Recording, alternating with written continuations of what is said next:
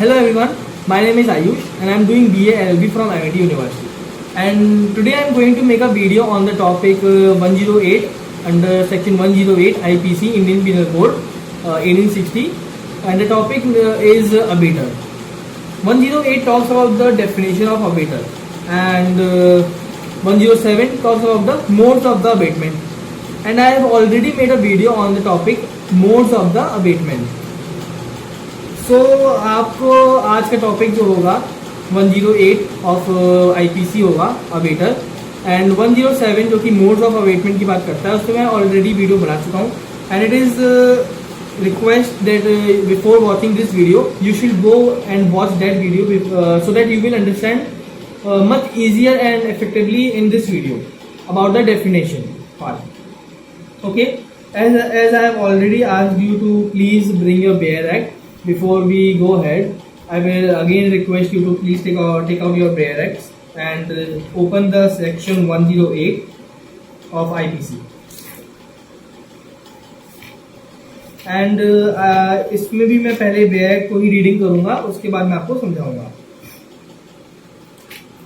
108 of IPC Indian Penal Code, abater. A person abates an offence who abates either the commission of an offence.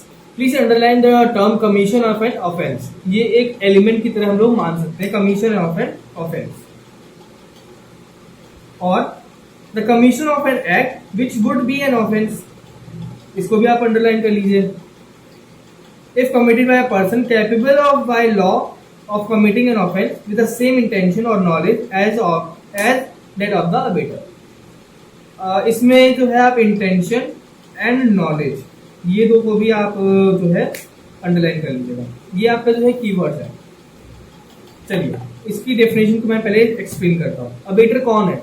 Abettor वो है जो कोई act commit, जो कि कोई act commission के लिए हेल्प करता है, ठीक है, इंस्टिगेट करता है, या फिर either the commission of an offence, जो कि खुद भी कमीशन करता है ऑफेंस को, या फिर किसी को इंस्टिगेट करता है कि वो कोई ऐसा एक्ट करे जो कि ऑफेंस है. अब मतलब जो ऑफेंस कर रहा है वो कैपेबल बाय लॉ भी होना चाहिए, जिसको अबेटर ने अबेट किया है, जिसको अबेटर ने इंस्टिगेट किया है, वो कैपेबल बाय लॉ भी होना चाहिए ऑफेंस करने के लिए. ये भी इसमें बोला गया हुआ है. एंड इंटेंशन होना चाहिए, नॉलेज. Intention and knowledge.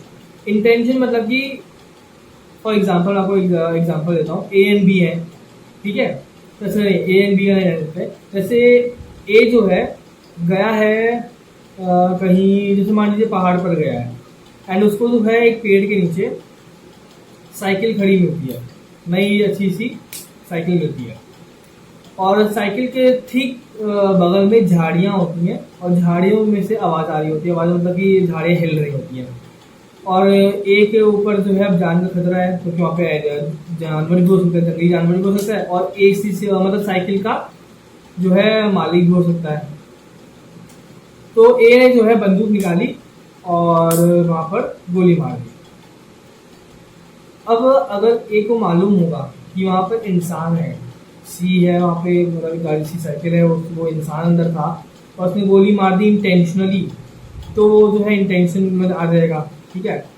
और अगर वो देखता है कि जो साइकिल है वो नई है और वो तब भी गोली मार देता है, तो उसका इंटेंशन नहीं होता है, जानबूझ के नहीं मारता है, मतलब उसका जानने वाला नहीं होता है कोई जिसको मारना चाहता है, बट वो अनइंटेंशनल गोली चला देता है और इसकी वजह से बी की डेथ हो जाती है.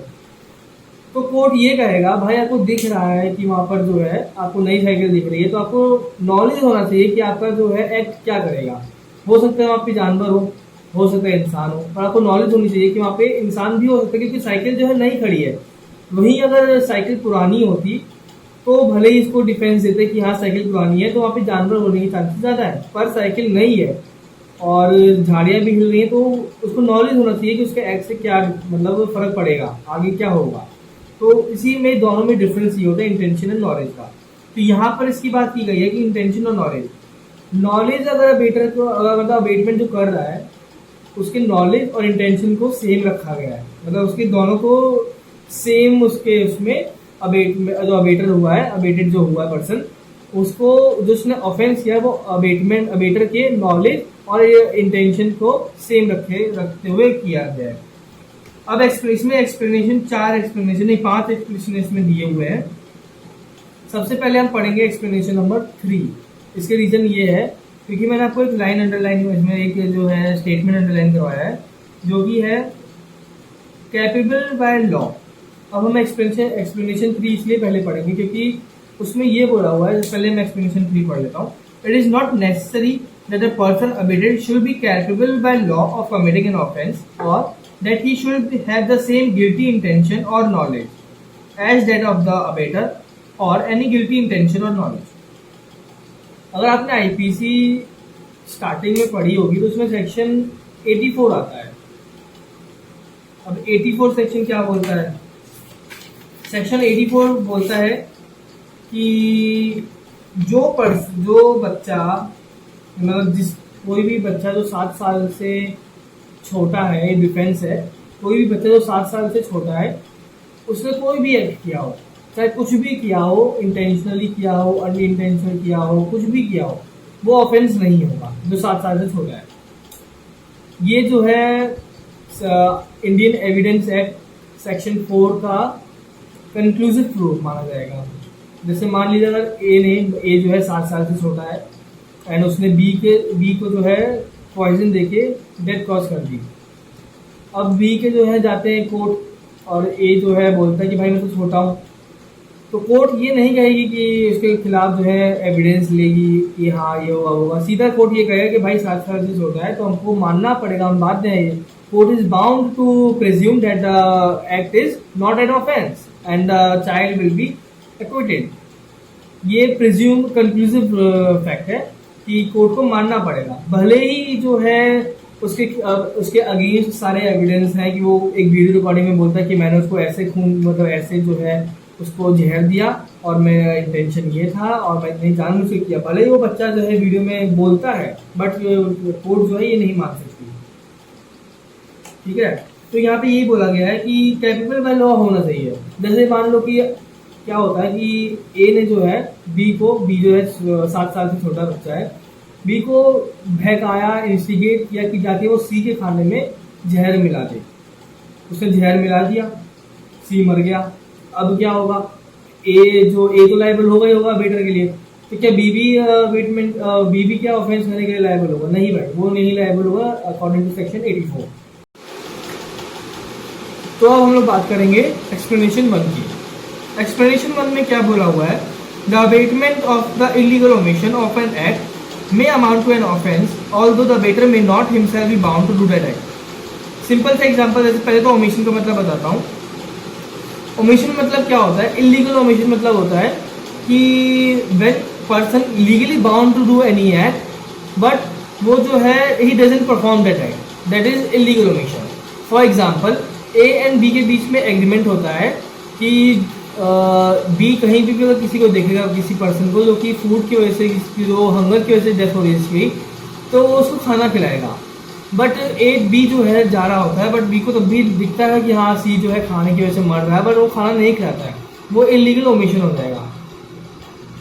तो उसमें ये बात की गई है कि कोई भी एक्ट जो कि इलीगल ओमिशन की वजह से किया होगा अबेटमेंट, वो अबेटमेंट नहीं होगा, पर नहीं सॉरी अबेटमेंट होगा। और भले ही जो अबेटर है वो खुद लायबल ना होगा, वो एक्ट करता वो खुद लायबल ना होता, पर जिसको अबेट किया है वो लायबल हो जाएगा। फॉर एग्जाम्पल, बहुत सिंपल सा एग्जाम्पल मैं आपको देने की कोशिश करता हूँ। जैसे कि मैंने आपको बोला ए एंड बी के बीच में एग्रीमेंट हुआ है कि बी जो है खाना देगा किसी को भी जो रास्ते में कोई होगा बिना मतलब स्टारवेशन की वजह से उसकी डेथ हो रही होगी।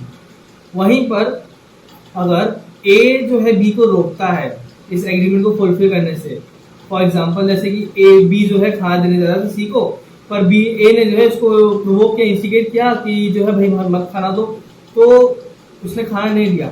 यहाँ पे अब लायबल कौन कहलाया जाएगा?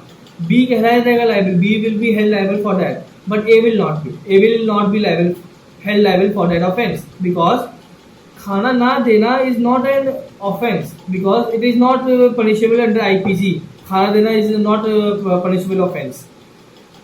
ये इमोरल एक्ट भले ही हो सकता है पर ये ऑफेंस नहीं होगा।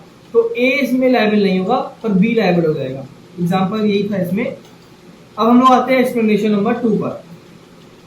To constitute the offence of abetment it is not necessary that the act abetted should be committed और that the effect requested to constitute the offence should be caused. जैसे कि ए एंड बी थे, B जो था उसको abate किया ए ने कि जाओ भाई खाना खा रहा है सी, उसके खाने में जहर मिलाया, ये हो गया अबेटमेंट। जहां उसने ये बोला जहर मिलाया अबेट किया, वहीं पर जो है ए लायबल हो जाएगा, भले ही जो है ऑफेंस कमिट ना हुआ हो या फिर पहले ही उसको रोक लिया गया हो या फिर बी का मन बदल गया और उसने नहीं खाना खिलाया, तब भी ए जो है लायबल होगा। ये एक्सप्लेनेशन 2 बोलता है। फिर से पढ़ता हूं। To constitute the offence of abetment it is not necessary that the act abetted. It is not necessary, ये कंपलसरी नहीं है कि अबेटमेंट जिस चीज से किया गया है वो एक्ट कमिट हो। अगर नहीं भी हो रहा है तब भी ए जो है लायबल होगा, जो अबेटेड है वो लायबल होगा। और that the act request to constitute the offence should be caused. जो एक्ट करने के लिए रिक्वेस्ट की गई है या फिर जो एक्ट करने के लिए प्रोवोक किया गया है, इंस्टिगेट किया गया है, वो होना जरूरी नहीं है। आपने किया उसी के लिए आपको लायबल कर दिया जाएगा। इसीलिए कहते हैं भाई बोलने से पहले 10 बार सोचना चाहिए। अगर आप किसी को बोलते हैं जाओ हम तुम्हारे साथ खड़े हैं, तुम जाके उसको मार के आओ, भले वो मारने ना जाए पर आपने तो भाई ऑफेंस कर दिया अबेटमेंट का। अब हम आते हैं एक्सप्लेनेशन 3। मैंने आपको पहले समझा दिया। Explanation 3 relates to section 84 of IPC which talks about any offence which is done by a child below the age of 7 years is not an offense. It is a defense. अब आता हूँ explanation 4 पर। The abatement of an offense being an offense, the abatement of such an abatement is also an offense. Abetment किया और उसकी जिसको किया उसने भी किसी और को किया अबेट, तो वो भी ऑफेंस हो जाएगा। For example A and B, A ने अबेट किया बी को कि वो जाके जेड को मार डाले। अब बी ने जो है सी को कहा कि भाई बी ने सी को इंस्टिगेट किया, अबेट किया कि वो जाके जेड को मार डाले। अब सी ने जाके जेड को मार डाला, तो अबेटमेंट किसने स्टार्ट किया? ए ने किया, फिर बी ने किया, तो जो बी ने किया वो भी अबेटमेंट कहलाया जाएगा। ए ने तो किया ही, बट बी ने भी जो किया वो भी अबेटमेंट होगा, तो बी भी अबेटमेंट की तरह लायबल होगा एंड ए भी लायबल होगा। अब हम आते हैं एक्सप्लेनेशन 5 पर। Now we will read explanation 5, which states it is not necessary to the commission of an offence of abatement by conspiracy that the abater should concern the offence with the person who commits it. It is sufficient if he engage in the conspiracy in the pursuance of which the offence is committed. जैसे मैंने आपको कहा starting में कि अगर आपने वो पहले वाली वीडियो में मेरी देखी होगी तो आपको ये वीडियो बहुत अच्छे से समझ में आएगा। अब उस वीडियो में मैंने आपको कॉन्स्पिरेसी के थोड़ा सा एलिमेंट्स बताए हैं कि कॉन्स्पिरेसी होती क्या है, कॉन्स्पिरेसी की चीजें क्या होती है, मतलब किस चीज को कॉन्स्पिरेसी कहेंगे। तो इसका फर्स्ट एक्सप्लेनेशन इस बारे में बात करता है कि अगर किसी पर्सन ने कॉन्स्पिरेसी की है कि ए बी सी, पहली बार कॉन्स्पिरेसी के लिए 2% मिनिमम होने चाहिए, मतलब 1% से ज्यादा अगर होंगे 2% मिनिमम रिक्वायरमेंट है फॉर द ऑफेंस कॉन्स्पिरेसी। अगर 2 लोगों ने कॉन्स्पिरेसी की है और उस फर्दर इन कॉमन इंटेंशन में उन लोगों ने कोई कमिट किया है ऑफेंस, तो कॉन्स्पिरेसी क्रिमिनल कॉन्स्पिरेसी कहलाई जाती है। The word conspiracy requires that there should be a more than 1 person, as I have already stated, which commits an offense in furtherance of a common intention. They form an agreement. Agreement भी होना जरूरी है, मैंने उस video में इस बारे में बात की भी है, प्लीज आके उस वीडियो को देखिएगा, आपको अच्छे से समझ में आएगा। By that is not necessary that the abater should also be a part of the agreement or with the commencement of the act. For example, A, B, C, D, इन लोगों ने एक एग्रीमेंट किया कि वो जाके जेड को मार डालेंगे जहर देके। इन लोगों को इंस्टिगेट किसने किया? ए ने किया। इन लोगों का एग्रीमेंट में शामिल नहीं है, इन लोगों के ग्रुप में शामिल नहीं है, पर उसने इंस्टिगेट किया। उसने मतलब अबेटमेंट कैसे होता है, मैंने जो है आपको समझाया था, 3 चीज से होता है। इंस्टिगेट करने से, कॉन्स्पिरेसी या फिर बाय प्रोवाइडिंग एड्स। तो उसने गन प्रोवाइड करी, नहीं सॉरी पॉइजन था, तो पॉइजन प्रोवाइड किया कि ताकि वो इंटेंशनली पॉइजन दिया, उसको मालूम था कि उस पॉइजन से वो जेड की जो है डेथ कॉज करेंगे, तब भी उसने पॉइजन दिया। तो यहाँ पर जो है तब भी उसको लाइबल बनाया जाएगा अबेटमेंट के लिए, ठीक है। ए बी, फिर से मैं बोलता हूँ, ABCD लोगों ने सबने मिलके जो है ग्रुप बनाया, एग्रीमेंट फॉर्म किया कि वो जाके जेड को मार डालेंगे। अब ई जो है, सॉरी मैं एग्जांपल में ए ही बोल दिया था, ई जो है उन लोगों ने ABCD को इंस्टिगेट किया, उस इंसान ने, ई ने ABCD को इंस्टिगेट किया, हेल्प करी by providing poison, intentionally providing poison to kill Z. तो भले ही जो है ई उस एग्रीमेंट में शामिल नहीं है, पर तब भी उसको लायबल किया जाएगा। This explanation is provided under explanation number 5। अब अबेटर कौन हो सकता है? Abettor can be an instigator, conspirator and helper, जो कि मैंने आपको पहले बताया है। अबेटमेंट कैसे किया जा सकता है? मोड्स, 3 मोड्स दिए, इंस्टिगेट करके, कॉन्स्पिरेसी के थ्रू, या फिर प्रोवाइडिंग एड्स। एसेंशियल क्या है? There must be abettor, he must abet, उसने जो है प्रोवोक किया हो, इंस्टिगेट किया हो, हौसला दिया हो।